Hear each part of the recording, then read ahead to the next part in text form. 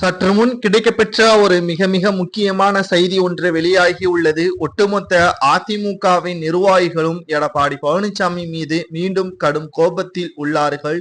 ஜோசியத்தை நம்பி அதிமுகவை வழிநடத்தியதாக எடப்பாடி பழனிசாமி மீது கடும் கோபத்தில் இருக்கக்கூடிய அதிமுகவின் நிர்வாகிகள் சில பேர் தற்பொழுது அதிமுகவில் இருந்து விலகுவதாகவும் பன்னீர்செல்வம் அணியில் இணைவதாகவும் தற்பொழுது செய்திகளை நம்மால் பார்க்க முடிகிறது.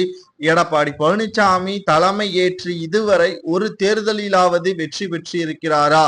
அவருக்கு தேவை பதவி, பணம். அதிமுகவை எப்படி வழிநடத்துவது என்று இதுவரை அவருக்கு தெரியாத காரணத்தினால்தான் ஜோசியத்தை நம்பியுள்ளார் என்றும், இதுவரை மக்களையும் மட்டுமல்ல அதிமுகவின் தொண்டர்களையும் முட்டாளாக மாற்றிவிட்டார். பல ஆண்டுகள் அதிமுக வெற்றியேதான் தழுவும் என்று சட்டசபையில் புரட்சி தலைவி ஜெயலலிதா அவர்கள் கூறியிருப்பது நமது அனைவருக்கும் தெரியும். ஆனால் எடப்பாடி பழனிசாமி தலைமை ஏற்றதில் இருந்து தற்பொழுது வரை தோல்வி.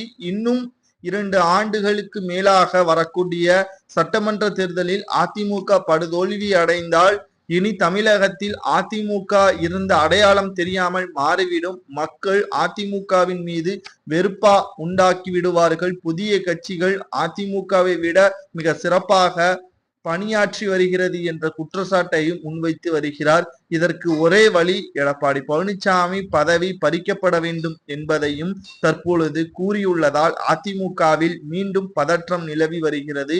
மேலும் செங்கோட்டையன், RP உதயகுமார், KP முனுசாமி இவர்கள் மறைமுகமாக OPSக்கு ஆதரவுகள் தெரிவிப்பதாக எடப்பாடி பழனிசாமி அவர்கள் சந்தேகப்படுவதாகவும் செய்திகளை நம்மால் பார்க்க முடிகிறது.